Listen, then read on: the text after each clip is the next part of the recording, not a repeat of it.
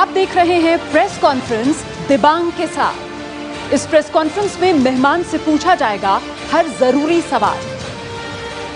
नमस्कार, press conference में आपका स्वागत है। मैं हूं दिबांग। प्रेस कॉन्फ्रेंस में आज मेरे साथ वरिष्ठ पत्रकारों का पैनल और वो पड़ोसी जो कल तक सगा था, लेकिन आज ऐसा सगा जो परायों से ज्यादा चोट देता है। वो बात करने की बात करता है तो घुसपैठ से घात करता है। वो हमारे मुजरिमों को अपने यहां ठिकाने देता है तो अपने नौजवानों को हमारे यहां आतंक के निशाने। उस पर नजर रखनी जरूरी है और उससे बातचीत मजबूरी है। मेरे साथ खास मेहमान पाकिस्तान के हाई कमिश्नर अब्दुल बासित।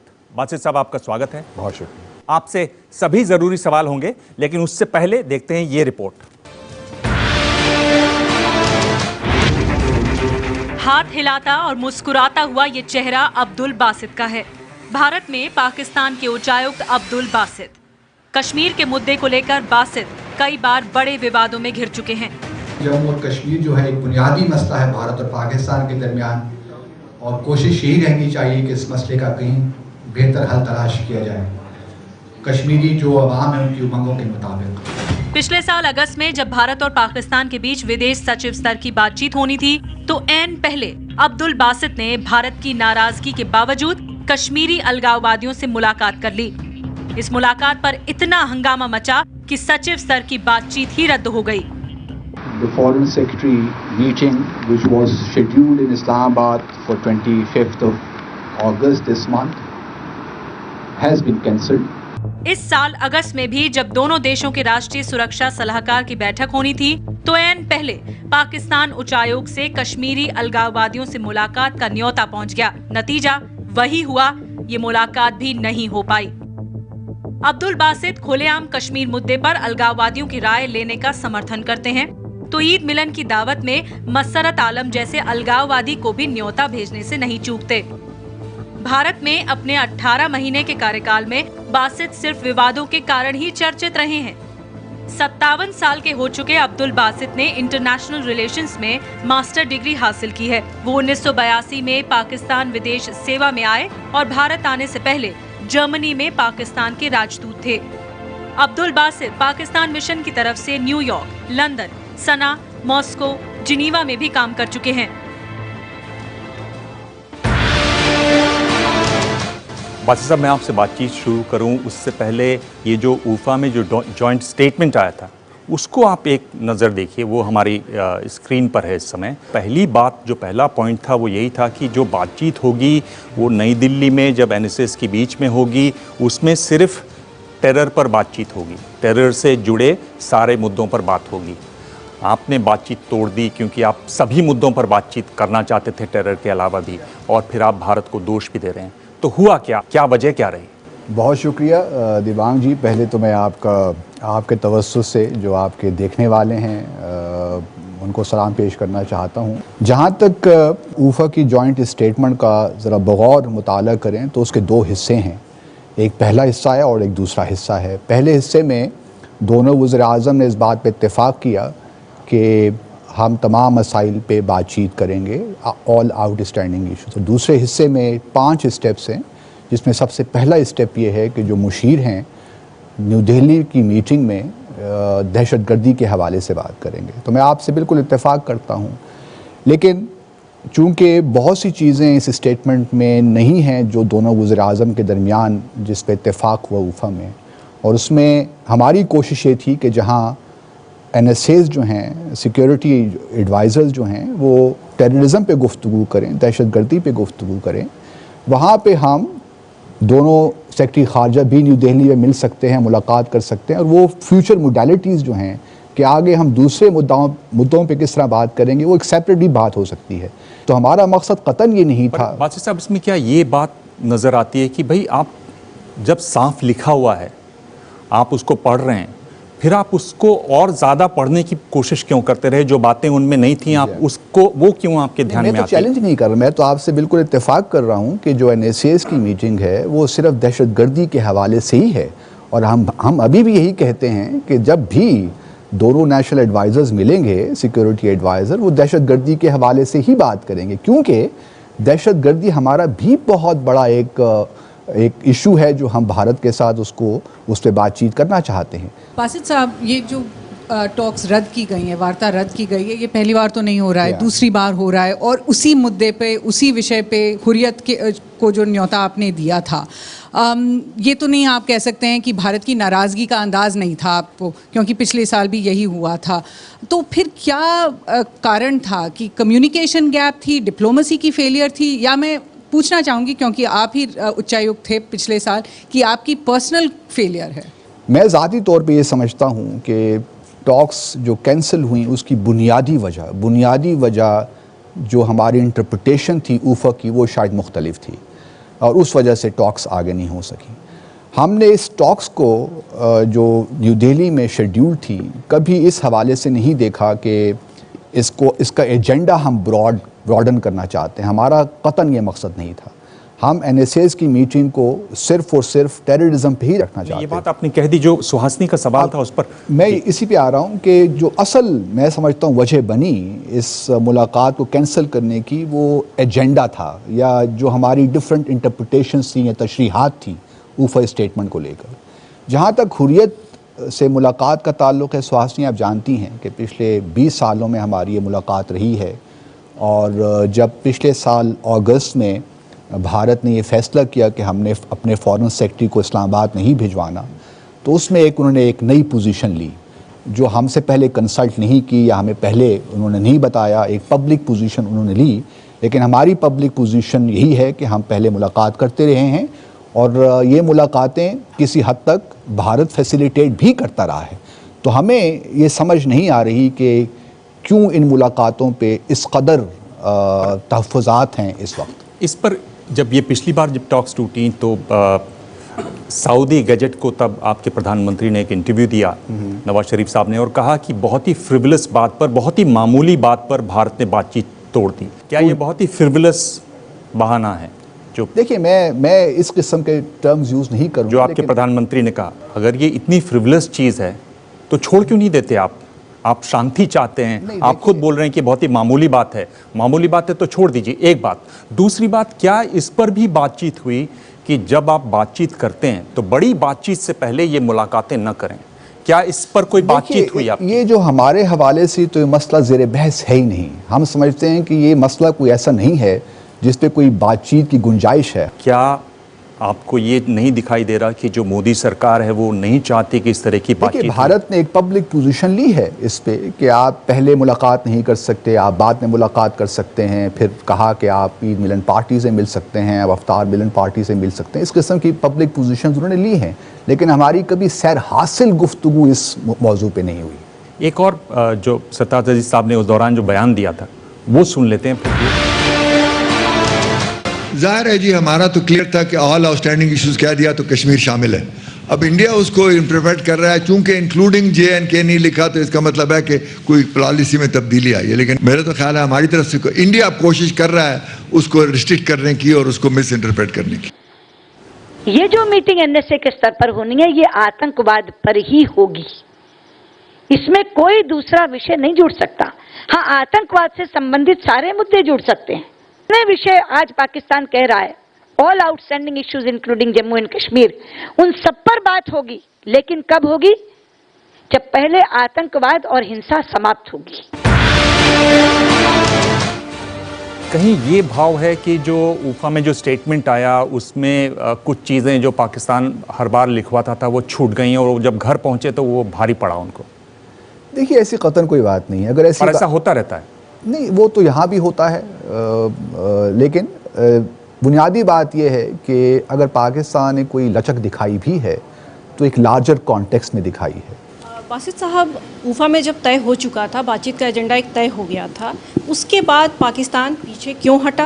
और दूसरी चीज़, क्या इसका मतलब ये है कि पाकिस्तान में वो लोग ज़्यादा मजबूत हैं जो कि भारत के साथ बेहतर संबंध नहीं चाहते?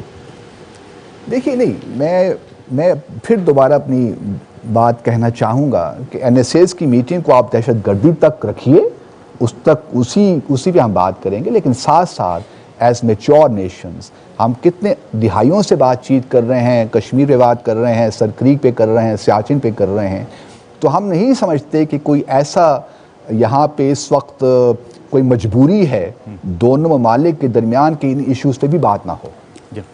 एक्सीलेंसी, आपने फॉरेन सेक्रेटरी का जिक्र किया यहाँ पे, तो जब ऊफा में जब इंडिया और पाकिस्तान मिले तो वहाँ पे क्यों नहीं आपने ये मेंशन किया कि कश्मीर का मुद्दा इतना आपके लिए ज़रूरी है कि जब NSAs मिले तो साइमल्टेनियसली एक फॉरेन सेक्रेटरीज के बीच में बात हो सके? ये आपने क्यों नहीं इंसिस्ट किया कि ये जॉइंट स्टेटमेंट में इसको मेंशन किया जाए? और इसके अलावा ये आगे के लिए, फ्यूचर के लिए जो कॉम्पोजिट डायलॉग है, इसको हम 2010 के बाद से रेज्यूम डायलॉग बोलते हैं, इसका क्या फ्यूचर है, कंसिडरिंग कि इंडिया ने पब्लिक में एक पोजीशन ले लिया है कि आप हुर्रियत से नहीं मिल सकते इवन तो आप 1995 से मीटिंग कर रहे हैं? हमारा मानना ये है कि ओवर आर्चिंग या होलिस्टिक तरीके से हम आगे बढ़ें, तमाम इश्यूज़ पे हम डिस्कशन करें। बाकी ये दुरुस्त है कि कुछ इश्यूज़ पे हमें जल्द कामयाबी मिल जाएगी। फॉर एग्ज़ाम्पल हम जो तिजारत के इश्यूज़ हैं उस पर हम जल्द कामयाबी हासिल कर लेंगे, लेकिन कुछ इश्यूज़ ऐसे हैं जिस पे शायद ज़्यादा वक्त हमें लग जाए। हम देखिए नताइज को, इन मुज़ाकरात के नताइज से हम नहीं कि भाई ये नताइज भी साथ साथ हों। हमारा कहना यह है कि गुफ्तगू आप सब इश्यूज़ पे करें, जहाँ जहाँ आपको कामयाबी मिलती है आप चलते जाएं, उससे इन्वायरमेंट खुद ब खुद बेहतर हो जाएगी। इस बार टॉक्स आपने मुलतवी किए हैं तो क्या न्योता आपकी तरफ से आना चाहिए? क्योंकि पिछली बार हमने मुलतवी की थी तो हमने न्योता दिया था। पहली बात तो मैं आपसे मुअद्दबाना तौर पे इत्तेफाक नहीं करता कि पाकिस्तान ने ये टॉक्स कैंसिल की हैं। जिस तरह मैंने पहले अर्ज़ किया, तशरीह का मामला था और जिस पे दोनों मालिक के दरमियान इत्तेफाक नहीं हो सका और ये टॉक्स नहीं हुई, क्योंकि हमारी नज़र में भारत ने चूँकि प्री कंडीशंस लगा दी थी, इस वजह से हम वो कंडीशंस हमारे लिए काबिल कबूल नहीं थी और ये मुलाकात नहीं हो पाई। आशीष, ऊफा में हाई कमिश्नर इंडिया ने इनिशिएट किया, इनवाइट भेजा, क्या इस बात की गुंजाइश है कि प्राइम मिनिस्टर लेवल की बातचीत दोबारा से बातचीत पटरी पे आ सके, ये इनवाइट पाकिस्तान कर सके इस दफ़ा? देखिए, मुलाकातों में तो कोई हर्ज नहीं है, मैं ज़ाती तौर पे तो ये समझता हूँ, लेकिन बहरहाल मुलाकातों के लिए भी एक फ़ज़ा चाहिए और मुलाकातों से हम क्या हासिल करना चाहते हैं उसके बारे में भी बड़ी क्लैरिटी होनी चाहिए। अगर हमने मुलाकातें करके फिर इसी तरह ही चलना है तो फिर शायद उन मुलाकातों की ज़रूरत नहीं है। लेकिन मैं चूँकि सफारतकार हूँ, पाकिस्तान को यहाँ रिप्रेजेंट कर रहा हूँ, मेरी ख्वाहिश ये है कि दोनों ममालिक बैठें, बातचीत करें और मामलात को आगे लेकर चलें। जो 9 तारीख को बातचीत होने वाली है DG BSF और DGP पाक रेंजर्स, क्या उसमें भी कुछ अड़ंगा आपको लगता है कि हो सकता है? क्या उसमें भी मुश्किल आ सकती है? नहीं, मुझे कोई ऐसी मुश्किल नज़र नहीं आती। मुलाकात तय है और हमारे जो DG रेंजर्स हैं वो यहाँ तशरीफ़ लाएंगे न्यू दिल्ली में और हम इसको मुस्बत अंदाज से देख रहे हैं। और चूँकि जो सीज़ फायर वायलेशंस हैं उससे बेगुनाह लोग मारे जा रहे हैं और ये एक ऐसा ह्यूमैनिटेरियन इशू है मैं समझता हूँ, और इस पे हमारी साइड तो बहुत प्रीपेयर्ड तरीके से आ रही है। ये जो सीज़ फायर वायलेशंस वाली बात है, यानी अगस्त में 55 हुई, कैसे आप देखते हैं? जब बातचीत जब होती है तभी ये खेल शुरू हो जाता है, एक तरीके से खेल ही है ये। नहीं, मैं इसे खेल नहीं कहूँगा, ये बहुत सीरियस इशू है जहाँ पे लोग मारे जा रहे हैं, बेगुनाह लोग मारे जा रहे हैं, तो इसको हमें सीरियस तरीके से देखना चाहिए। और बातचीत होती है तो ये भी बढ़ जाती है जब बातचीत नहीं होनी। ये बदकिस्मती है और इसको यकीनी बनाना चाहिए कि आइंदा इस किस्म के वाक़यात ना हो। ये बदकिस्मती है या पीछे से कोई डोर खींचता है? मैं समझता हूँ बदकिस्मती है कि ये हो रहा है। बाकी इसके क्या अवामिल हैं, क्यों ये होता है, मेरे ख्याल में जो मुलाकात है न्यू दिल्ली में होने जा रही है अगले हफ्ते, इसमें दोनों अतराफ़ इसका बगौर जायज़ा लेंगे और कोशिश यही होनी चाहिए कि हम एक ऐसा मैकेनिज़्म ले आएँ जिसके तहत इसको यकीनी बनाया जाए कि ये आइंदा से इस किस्म के वाक़यात ना हो। चलिए, आप डिप्लोमेट हैं, आप बदकिस्मती सब मानते हैं, पर बदकिस्मती बार बार हो जाए तो भी वो बदकिस्मती कहलाती है या फिर उसको डिज़ाइन देखा जाता है उसमें? मैं वही कह रहा हूँ कि हमें कंप्लेसेंट नहीं होना चाहिए कि हर बार हो जाती है तो ठीक है, ये एक कॉमन ऑर्डिनरी मामला हो गया है, क्योंकि देखिए इसमें इंसानों की जानें ज़ाय हो रही हैं। जी बिल्कुल। तो इसको हम ये आम हालात में इस तरह नहीं ले सकते, ये एक सीरियस इशू है। लोग कहने वाले ये भी कह रहे हैं और पाकिस्तान में भी लोग ये कह रहे हैं कि असली जो डर है वो आपको NSA अजीत डोभाल का है। ये आप देखिए, आपकी पाकिस्तान TV से ही कुछ ये बातचीत है। आपकी टक्कर है अजीत कुमार डोभाल के साथ और उससे टकराने आप भेज रहे हैं बेचारे सरताज अजीज़ को। तो इस वक्त जब उनको नज़र आ रहा है कि वो एक तरफ उन्होंने फॉर्मर इंटेलिजेंस चीफ जो है उसको बिठाया हुआ है नेशनल सिक्योरिटी एडवाइज़र, दूसरी तरफ से सरताज अजीज़ जिसका कोई बैकग्राउंड नहीं है इंटेलिजेंस का, जिसका कोई बैकग्राउंड नहीं है सिक्योरिटी अफेयर्स का, जिसका कोई बैकग्राउंड नहीं है जो अजीत डोभाल कर रहा है, उसको national security adviser level talks पे बुला लिया। एक तो ये सरासर गलत है। ये अजीत डोभाल की सोच है। ये जो आप देखते हैं जो ग्रुप्स को इस्तेमाल करने का, तो वो कहता है कि जिस तरह टाइकोंडो होती है ना कि आप अगले की फोर्स को इस्तेमाल करें, तो उसने कहा कि अगर आप एक पता है कि ये इतने में बिक जाएगा ग्रुप, तो मैं उससे दुगना पैसा देके उस ग्रुप से वो काम करवा लूंगा जो कि पाकिस्तान के अंदर जिनको वो ग्रुप बिलोंग, और साथ ये भी कहा एक और मुंबई करो तो बलूचिस्तान साथ तबाह। तो ये है हमारा दुश्मन जिसको हम फेस कर रहे हैं। अजीत डोभाल साहब का डर है? नहीं, मेरे ख्याल में मुझे इन जो कैसे देखते हैं आप तज्जियाकार हैं, मैं उनकी बातों पे कमेंट नहीं करना चाहूँगा।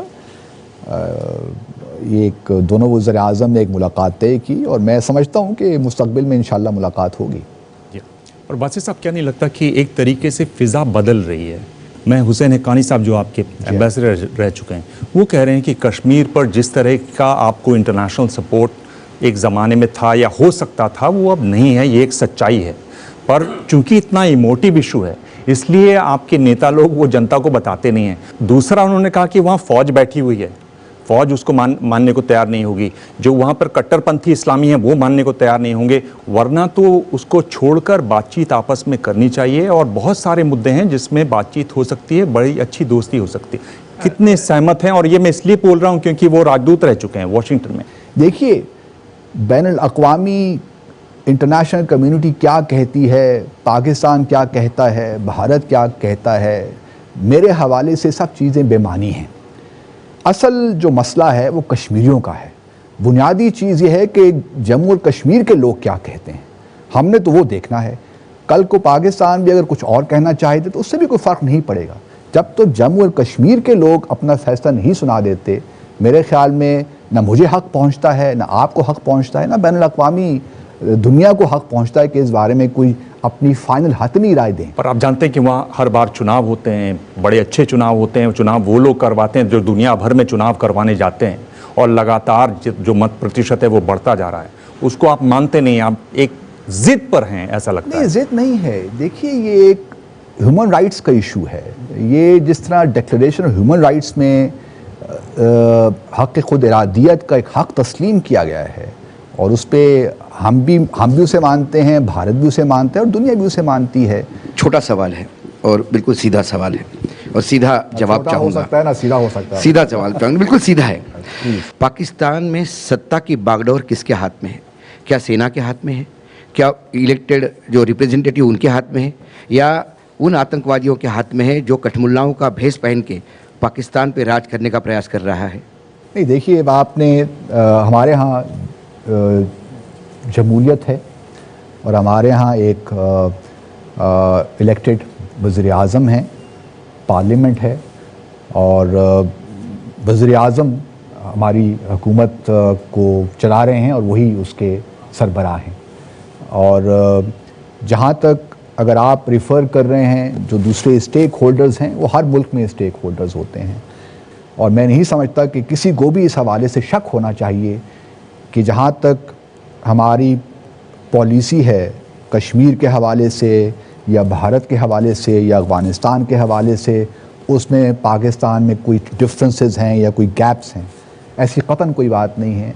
कई बार देखा गया है कि जब भी इंटरनेशनल लेवल पे कोई बातचीत होती है, जब वापस जाते हैं तो वहाँ एक पूरा मीडिया एक बड़ा एक बखेड़ा खड़ा कर देता है, और फिर आपकी पॉलिटिकल लीडरशिप बैकफुट पे आती है, फिर आर्मी हावी होती है, फिर बाकी लोग हावी होते हैं। मैं आपका पॉइंट समझ गया। पहले तो इस बात को मैं दोबारा कहना चाहता हूँ कि खुदारा इस बात को समझने की कोशिश कीजिए कि हम ऊफा स्टेटमेंट से हम आपसे ज़्यादा कमिटमेंट रखते हैं।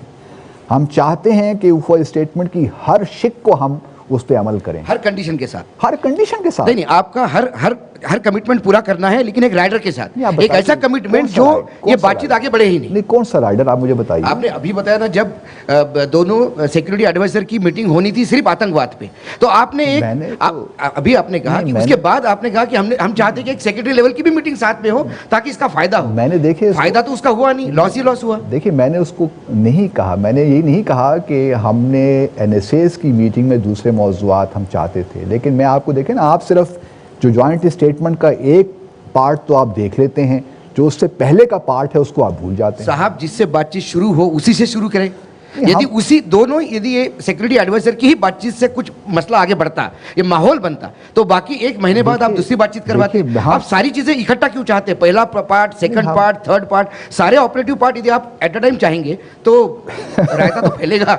नहीं तो देखिए ना, जो फिर तो आपने वही पोजीशन ले ली ना जो पहले आज से 4-5 साल या 2008 से तक से चली आ रही है कि जब साल पुरानी पोजीशन आप छोड़ने को तैयार नहीं है तो आप हमसे कैसी अपेक्षा रखेंगे? मैं तो नहीं कहता कि आप छोड़िए, हम तो ये कहते नहीं कि आप अपनी पोजीशन छोड़िए। जो आपकी प्रिंसिपल पोजीशन है आप उन पे कायम रहिए, हमारी जो प्रिंसिपल पोजीशन है हम उस पे कायम रहेंगे। लेकिन बहरहाल दोनों ममालिक ने मुज़ाकरात के ज़रिए ही अपने मसाइल हल करने, और कोई तरीक़ा नहीं है।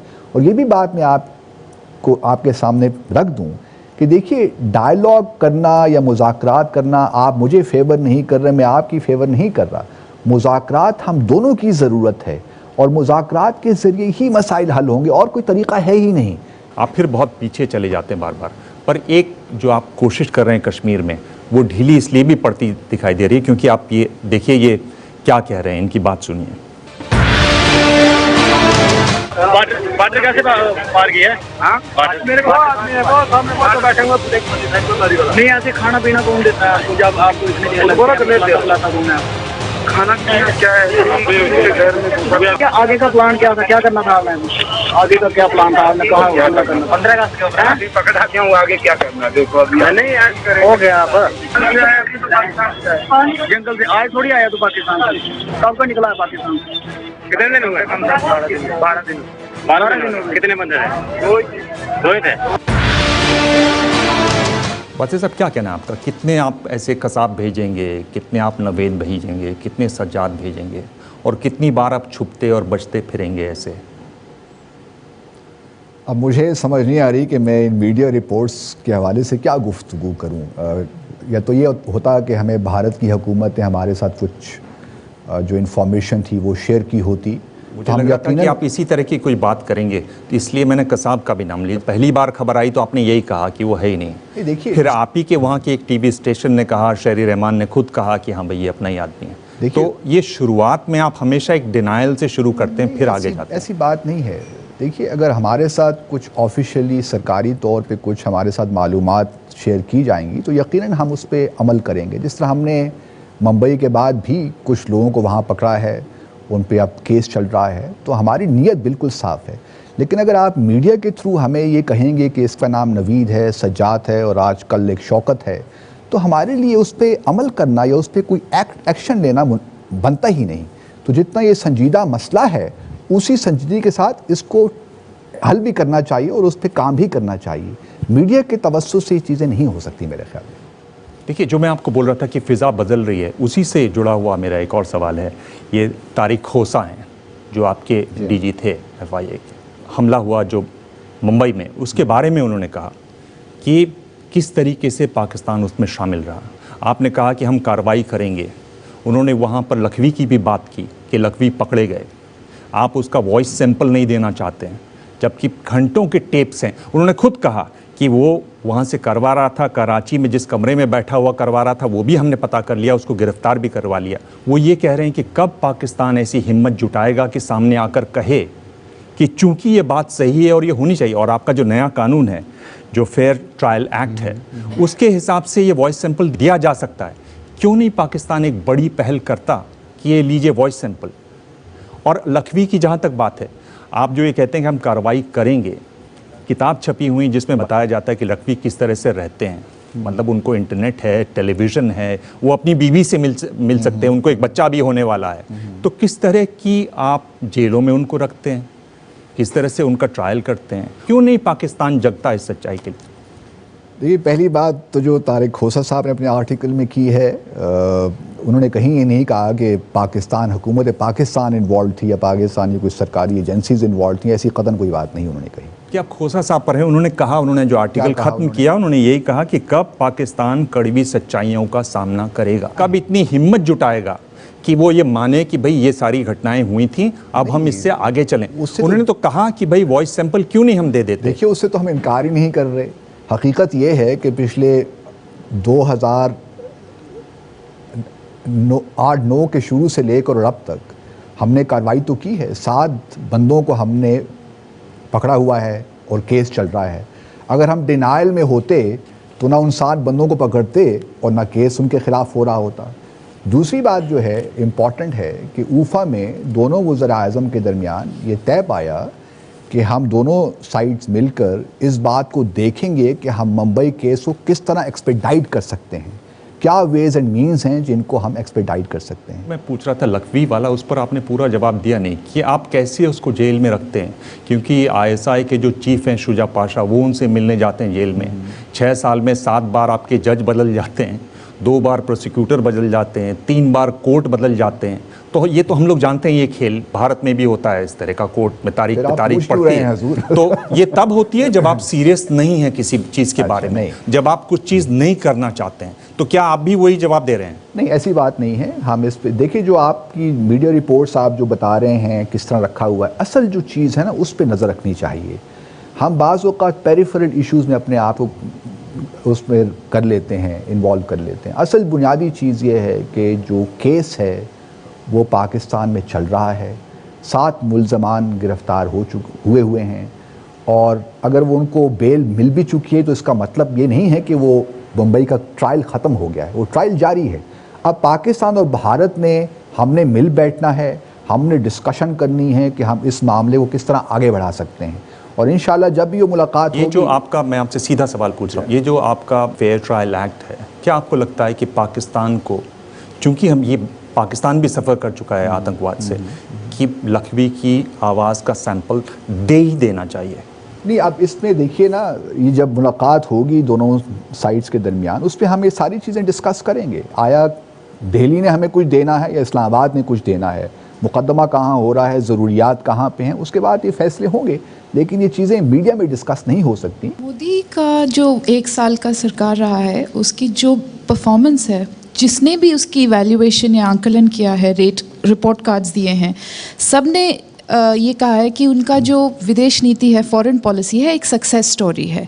इस बात पे सभी राज़ी हैं कि वो नई सोच और नया अंदाज़ और नई ऊर्जा लेकर आए हैं। तो इस सक्सेस स्टोरी से पाकिस्तान क्यों छूटता जा रहा है?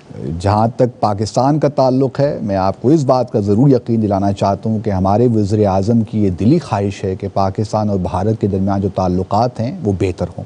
जहाँ तक भारत की या मोदी साहब के वज़ीर आज़म मोदी की ख़ारजा पॉलिसी का ताल्लुक़ है, मेरे लिए मुनासिब नहीं है कि मैं पब्लिकली उस पर कोई कमेंट करूँ। हुर्रियत को लेके जनरल यहाँ कंसेप्शन ये है कि वो रिप्रेजेंटेटिव ऑर्गेनाइजेशन नहीं है, 36 ग्रुप में बटी हुई है, फिर उसके अलावा आपस में इनके बहुत झगड़े हैं, अलग अलग इनके वो हैं। दूसरी बात ये है कि जहाँ तक कश्मीर का मसला है, ये 2 नेशन थ्योरी पे डिपेंड करता था। हिंदुस्तान और पाकिस्तान बना भी इसी पे था और उसी से आप लोग क्लेम भी करते थे कि कश्मीर, लेकिन ये मसला उसी दिन ख़त्म हो गया। मुझे तो ऐसा लगता है जिस दिन बांग्लादेश का गठन हुआ या बांग्लादेश बना और पाकिस्तान मुस्लिम मेजॉरिटी नहीं रही वहाँ पे और बांग्लादेश अलग हो गया, तो अब मतलब ना ही कश्मीर की आम जनता चाहती है कि दोबारा वो पाकिस्तान के साथ या किसी तरह से, उसका पहले भी नहीं थी उसकी सोच पाकिस्तान जाने की और आज भी नज़र नहीं आती।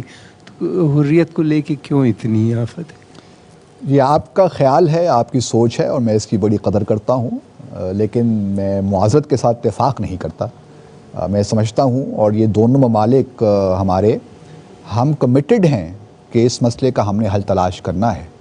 अगर आप यूनाइटेड नेशंस की अक़वाम मुत्तहिदा की आप करारदादें ले लें, आप शिमला एग्रीमेंट ले लें, आप यूनाइटेड नेशन सिक्योरिटी काउंसिल की जो 1998 की 6 जून की रेजोल्यूशन है 1172, आप उसको ले लीजिए, आप लाहौर डिक्लेरेशन ले लीजिए। इन तमाम में कश्मीर को एक ख़ास हैसियत हासिल है और हम दोनों ममालिक इस बात पे एग्री करते हैं कि इस मसले को हल करना है।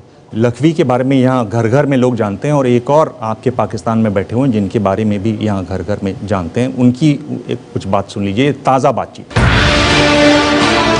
हम ये कहते हैं कि हमारी फ़ौज कश्मीरियों के हक़ में जो भी मौक़िफ़ इख्तियार करके आगे बढ़ेगी वो जिहाद है और हम पाकिस्तान के साथ, पाकिस्तान की फौज के साथ, पाकिस्तान के निज़ाम के साथ कश्मीरियों की मदद करते हैं। हम इस बात को जिहाद कहते हैं। ये आप सहमत हैं? कह रहे हैं कि साहब हम फौज के साथ मिलकर कश्मीर में जिहाद कर रहे हैं।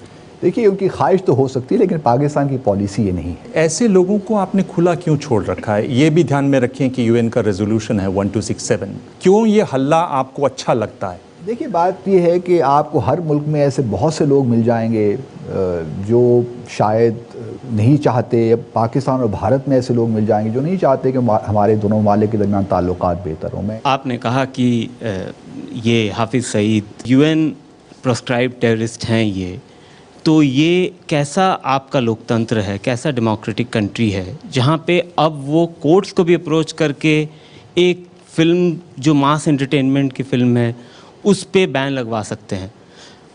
हाउ डू यू एक्सप्लेन, कैसे आप एक्सप्लेन करते हैं आपके कंट्री के? देखिए, मैं इस आपसे इत्तेफाक करता हूँ कि जो आपने बात कही है, लेकिन हमें हमारे जो जुडिशरी है, हमारा जो जुडिशल सिस्टम है, उसमें हमें हार्ड एविडेंस चाहिए किसी भी पाकिस्तानी बाशिंदे को जेल में डालने के लिए, किसी पे मुकदमा चलाने के लिए। कुछ ज़रूरियात तो होती है ना, कानूनी तरीक़ाकार तो होता है जिसके तहत आप चलते हैं।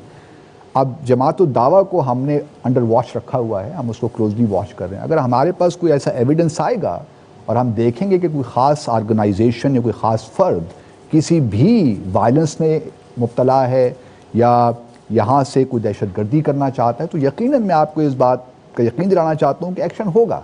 तो क्या जमात-उद-दावा एक चैरिटेबल ऑर्गेनाइजेशन है या टेररिस्ट आउटफिट है? देखिए, जो सरफेस पे नज़र आता है चैरिटेबल काम भी वो कर रहे हैं, फिलैंथ्रोपिक काम भी हो रहा है और बहुत लोग उनको अप्रिशिएट भी करते हैं उसके इस काम को। जिस तरह से हमारे प्रधानमंत्री यूएई गए और वहाँ जो जॉइंट स्टेटमेंट आया है और जिस तरह की बात उसमें लग रही है और जिस तरह के इशारे उसमें हैं, आप देखिए वो ये कह रहे हैं कि धर्म के नाम पर दूसरे देशों में आतंक को सपोर्ट या स्पॉन्सर करना, उसकी हम भर्त्सना करते हैं। वो ये कहते हैं कि राजनीतिक विवादों में धार्मिक रंग देना और अपनी लक्ष्य को प्राप्त करने के लिए आतंक करना, यानी सीधा कहीं ना कहीं आपकी उसमें तस्वीर दिखाई देती है जब इसको पढ़ते हैं लोग। तो क्या आपको लग रहा है कि जो आपका इतना बड़ा साथी था, इतने सालों से साथी था, वो भी अब जग रहा है क्योंकि उसको भी चोट पड़ रही है? बस ऐसा पूरी दुनिया में आतंक एक नए तरीके से खड़ा हुआ है और उसका जो चेहरा है वो और ज़्यादा खौफनाक हुआ है और उस वजह से अलग अलग जो मुल्क हैं वो अब इसको एक नए चश्मे से पूरी चीज़ को देख रहे हैं। एक गोलबंदी चल रही है दुनिया भर में। तो हमने कब इनकार किया है? पाकिस्तान ने जितना इससे नुकसान उठाया है दहशतगर्दी से, मैं नहीं समझता हूँ किसी और मुल्क ने उठाया है। 60,000 हमारे इनोसेंट सिविलियंस मर गए, शहीद हो गए पिछले 12-13 सालों में और हमारे 5,000 के करीब हमारे सिक्योरिटी फोर्सेस के लोग इसमें शहीद हो गए। और इक़्तिसादी और मुआशी जो नुकसान पाकिस्तान ने उठाया वो तो अलग है। आप वर्ल्ड बैंक की रिपोर्ट अगर उठा लीजिए, तकरीबन 120 अरब डॉलर का पाकिस्तान ने पिछले 13 सालों में नुकसान उठाया दहशतगर्दी के हवाले से। तो जितना सीरियस संजीदा हम हो सकते हैं दहशतगर्दी को लेकर, मैं नहीं समझता कोई मुल्क भी हो सकता है।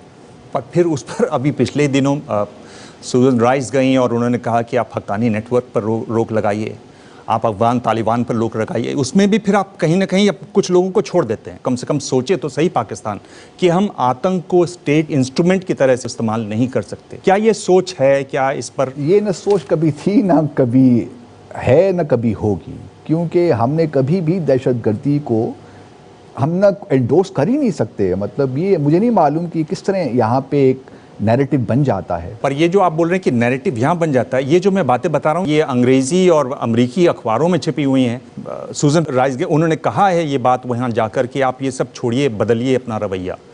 लगातार रिपोर्ट छपती रहती हैं कि आप उनको मदद करते हैं। लेकिन हमें जो हमारी ऑफिशियल गुफ्तगू हुई है उसमें इस किस्म की कोई बात नहीं आई। ये मीडिया में इस किस्म की बातें आ जाती हैं, लेकिन जो हमारी गुफ्तगू है उसमें इस किस्म की कोई बात नहीं है। एक्सीलेंसी, आप इस समय हम आपसे दाऊद इब्राहिम के बारे में सवाल करने का इजाज़त ले रहा हूं, क्योंकि दाऊद जिहादी नहीं है, दाऊद पाकिस्तानी सिटीजन नहीं है, इंडियन क्रिमिनल है।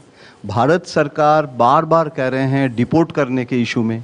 खुफिया एजेंसी को जानकारी है कैसे पाकिस्तान में दाऊद इब्राहिम बिता रहे हैं दिन, उनके प्रॉपर्टी और सब कुछ मतलब अभी पब्लिक डोमेन में आ गए हैं।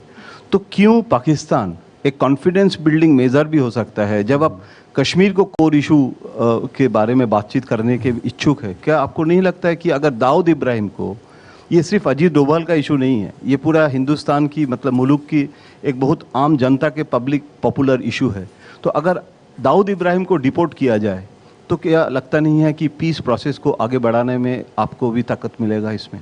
देखिए, अगर पाकिस्तान में होता तो ज़रूर डिपोर्ट हो जाता। He is not in Pakistan. दूसरी बात यह है कि आप ख़ुद भी यहाँ क्लैरिटी मुझे नज़र नहीं आती। मई में आपकी पार्लियामेंट में कुछ और बयान दिया जाता है सरकारी तौर पे कि आपको ख़ुद मालूम नहीं है कि वो कहाँ पे है, फिर उसकी तरदीद भी आ जाती है बाद में। लेकिन मेरे ख़्याल में कि इसको इतना बड़ा इशू बन गया है यहाँ पे, अगर वो हमारी इत्तला के मुताबिक वो पाकिस्तान में ये साफ नहीं है। पर वो तो टेलीफोन बिल वगैरह भी उनके आपको भिजवा, जो अभी टेलीफोन का एक आया था वो भी सारा फेक था। तो इस किस्म की देखें मीडिया में जो चलता है ना, इस पे हम तो उसको इतनी क्रेडेंस नहीं देते। यूएस गवर्नमेंट ने भी टेररिस्ट लिस्ट में दाऊद इब्राहिम को ले आया है। किस टेररिस्ट? यूएस गवर्नमेंट ने भी जो टेररिस्ट लिस्ट बनाया था उसमें दाऊद इब्राहिम को। उनका फैसला है। ये भी बदकिस्मती है कि वो दिखते ही नहीं है आपको। अब बिन लादेन आपको दिखाया नहीं, ये भी आप बदकिस्मती में लाएंगे। तमाम हमारी कलेक्टिव फेलियर था तमाम एजेंसीज का, जो कि अफगानिस्तान में काम कर रही थी, जो पाकिस्तान में कर रही थी, तो हमारा एक कलेक्टिव फेलियर था। नहीं तो शायद दाऊद भी कलेक्टिव फेलियर ही हो। आई डू नॉट, देखिए मैंने आपको, तो फिर आप इतने कॉन्फिडेंस से कैसे कह रहे हैं कि वो है ही नहीं वहां पर? आप कितने कॉन्फिडेंस से क्यों कह सकते हैं कि पाकिस्तान में? It is for you to disprove, not for me to prove. नहीं, देखिए आप क्लेम कर रहे हैं ना वो पाकिस्तान में है, आप ये क्लेम कर रहे हैं, हम कहते हैं वो नहीं है पाकिस्तान में, और हम ठीक कह रहे हैं कि वो पाकिस्तान में नहीं है। हेट इंडिया एक उसमें पॉलिसी नहीं कहूंगा, ये जो एटीट्यूड है इसको आप लोग इनकलकेट करते रहे हैं। इसमें आपकी आर्मी की कंट्रीब्यूशन रही है, इसमें आपकी पॉलिटिक्स की कंट्रीब्यूशन रही है, इसमें आपकी जो एजुकेशन सिलेबस है, आपकी हिस्ट्री बुक्स उठा के देख लीजिए जो बच्चों को पढ़ाया जाता है। आखिर कोई बच्चा तो प्री कंसीव नोशन लेके पैदा नहीं होता है। तो यहाँ पर क्या आप क्या पाकिस्तान में एक रियलाइजेशन कभी भी आएगा कि हेट अल्टीमेटली पाकिस्तान को कंज्यूम कर जाएगा?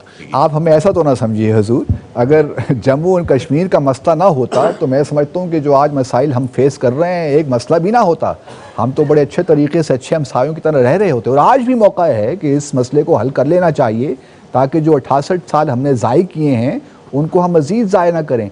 आज से 68 साल के बाद हम यही गुफ्तगू दोबारा ना कर रहे हों, तो बेहतर यही है कि हम इन मसाइल को हल करें, जो बुनियादी हमारे मसाइल उनको हल करें, और आप देखिएगा कि फ़ज़ा कैसे, माहौल कैसे तब्दील होता है। आप लोग आखिर में चाहते क्या हैं? सन 47 में आपने कबायली भेजे, वो भगाए गए। सन 65 में हमारी फौजें इचोगिल पे थीं जब सीज़ फायर हुआ। वो तो शुक्र करिए ताशकंद का कि वो दर हाजी पीर आपको वापस मिल गए। 71 में आपने सब कुछ गंवा दिया, दाहिना हाथ गंवा दिया। अभी आपने हमला किया वहाँ पे, क्लिंटन की मेहरबानी से जान बची, वहाँ मुंह किसी तरह छुपा दे। तो मियाँ आप लोग ये इतनी गरीबी और इतनी जहालत के बाद आप इतनी लड़ाइयाँ क्यों लड़ते हैं?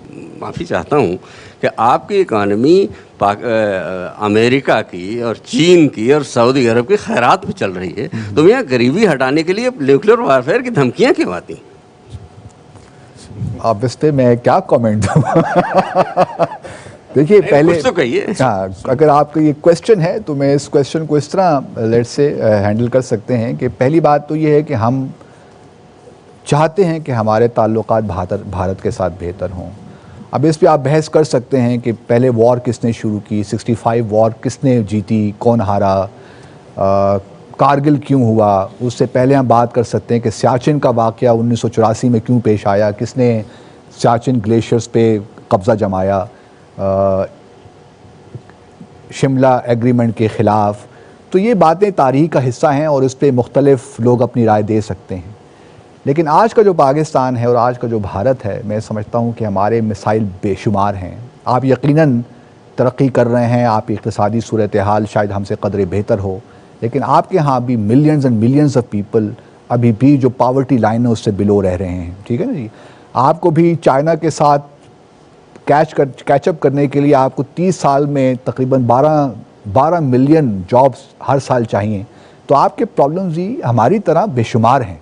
तो हमारी जो इक़्तिसादी, आप मुमकिन है कि 7-8-7% आप ग्रो कर रहे हों, लेकिन आप ये नहीं कह सकते कि आपके तमाम मसाइल ख़त्म हो गए हैं। आपके भी मसाइल हैं, हमारे भी मसाइल हैं, लेकिन जंग ना होती तो और बेहतर होता। मेरा सबमिशन तो ये है। यकीनन अगर हमारे हालात बेहतर होते पाकिस्तान और भारत के दरमियान तो बहुत मौक़े मिलते हमें, इससे तो कोई दो राय हो ही नहीं सकती ना। लेकिन ये कहना कि पाकिस्तान की इक़्तिसादी सूरत हाल बिल्कुल ही बदहाली की तरफ हम जा रहे हैं, मुनासिब नहीं है। सीज़ फायर वायलेशंस बढ़ते जा रहे हैं तो उससे एक फीलिंग आ रही है कि एक लिमिटेड वॉर भी एक शायद एक पॉसिबिलिटी ही नहीं बल्कि एक प्रोबेबिलिटी बनता जा रहा है। आप इस बात से इत्तेफाक रखते हैं? देखिए, हमें जंग की बातें नहीं करनी चाहिए।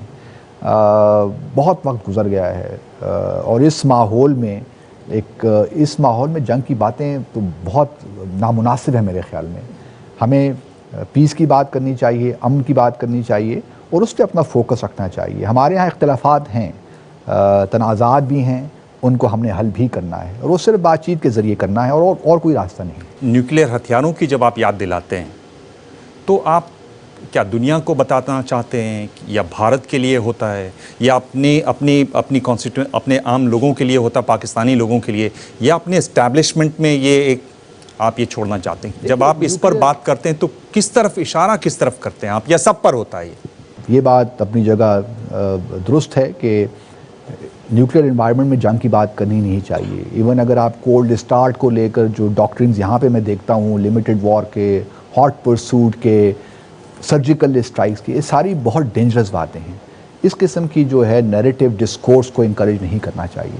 पर इस सब में जब आप इस तरह की बातें करते हैं बड़े सुलझे हुए आप लगते हैं, पर इन सब में जब एक नवेद खड़ा हो जाता है, एक सज्जाद खड़ा हो जाता है, आप कहना कुछ और चाहते थे करते कुछ और हैं, ये भाव आता है। पहले तो ये बात है कि इन चेहरों को हम तकरीबन अब हर रोज़ स्क्रीन पे देख रहे हैं और अखबारों में भी देख रहे हैं। अब ये कौन लोग हैं? जब तक भारत की सरकार हमसे कोई फॉर्मली ऑफिशियली कोई चीज़ शेयर नहीं करेगी तो मैं किस तरह इन चीज़ों पे कमेंट करूं? देखिए, आप ये तो आसान है ना कमेंट करना कि पाकिस्तान से है, ये है, वो है। मेरे लिए आसान नहीं है जब तक मुझे शवाहिद नहीं मिलेंगे, एविडेंस नहीं मिलेंगे। कहीं आपका इशारा है कि ये झूठे हैं? नहीं, मैं ये भी नहीं कह रहा, मैं ये सिर्फ कह रहा हूँ कि मेरे लिए कमेंट करना मुनासिब नहीं है। बेशक आपकी तरफ नाम और इनके पते न दिए गए हों, पर आए वहीं से हैं। I can't say anything. Press conference के अगले दौर में हम लोग देखेंगे रैपिड फायर। इसमें हम आपसे 5 सवाल पूछते हैं, 5 सवाल, हर सवाल के साथ हम आपको 2 ऑप्शन देते हैं, उनमें से आपको एक चुनना है। और ये ज़रूरी नहीं है कि आप हर सवाल का जवाब दें, आप चाहें तो सवाल छोड़ भी सकते हैं। और ये एक गिफ्ट है जो आपको 5 में से 3 सवाल सही होने पर दिया जाएगा। मैं तो समझ रहा था मुझे हर सूरत ये मिलेगा। और मैं ये समझ रहा हूँ कि चूंकि आप डिप्लोमेट हैं तो कहा गया कि डिप्लोमेट ना कभी नहीं बोलते, तो आप हर सवाल का जवाब ज़रूर देंगे। मेरा पहला सवाल है कि जब आतंकी हमले होते हैं तो उसका फैसला कौन लेता है? आपकी आर्मी इशारा करती है या सरकार की तरफ से इशारा होता है? इसको स्किप ही कर जाते तो बेहतर है, क्योंकि इस सवाल मेरे ख्याल में कोई मुनासिब भी नहीं है जो हमारी पॉलिसी है इस वक्त। चलिए, ये बताइए कि अगर आपको मौका मिला तो आप कौन सी फिल्म देखना चाहेंगे? फैंटम, जिसमें हाफिज़ सईद वाली कहानी है, या डी डे जो दाऊद इब्राहिम की कहानी है? मैं इस किस्म की फिल्में अवॉइड ही करता हूँ, ऑनेस्टली स्पीकिंग। मैं ज़रा कॉमेडी फिल्में ज़्यादा देखता हूँ और मेरा इंटरेस्ट उसी में है। हाल फिलहाल में कोई आपने कॉमेडी देखी हो हिंदुस्तान की जो आपको पसंद आई हो? हाल ही में नहीं, मैंने हाल में कोई कॉमेडी नहीं देखी, बट कुछ ऐसी फिल्में हैं जो मेरी बहुत पसंदीदा हैं। जैसे खट्टा मीठा एक फिल्म है जो मुझे अच्छी लगती है, उसकी कॉमेडी जो डिसेंट कॉमेडी है। अगर आपको वापस मांगना हो तो आप किसको वापस मांगेंगे, नवेद को या सज्जाद को? अब मालूम नहीं है कौन लोग हैं, मैं तो कहूँगा आप अपने पास ही रखिए।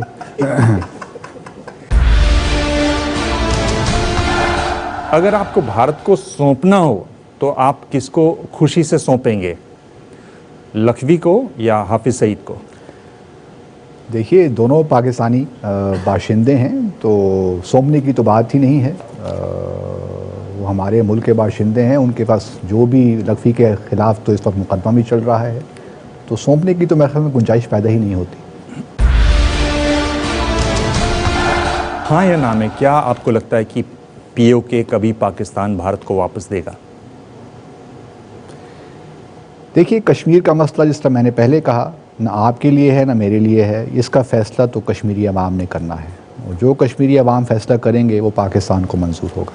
5 में से जिस फॉर्मेट में आप कोई भी सवाल का जवाब नहीं दे रहे हैं, पर आप हमारे पहले विदेशी मेहमान हैं इस शो में, इसलिए मैं आपको ये मैं बहुत मशहूर हूँ आपका बहुत Nawaz. Thank you so much, very kind. तो ये थे पाकिस्तान के हाई कमिश्नर अब्दुल बासित। उनसे बातचीत हुई, कई सवालों के उन्होंने जवाब दिए सीधे, और कई सवालों के जवाब दिए आपको मालूम है कैसे। अगले हफ्ते हमारे साथ होंगे एक और खास मेहमान, तब तक देखते रहिए ABP news. Thank you sir.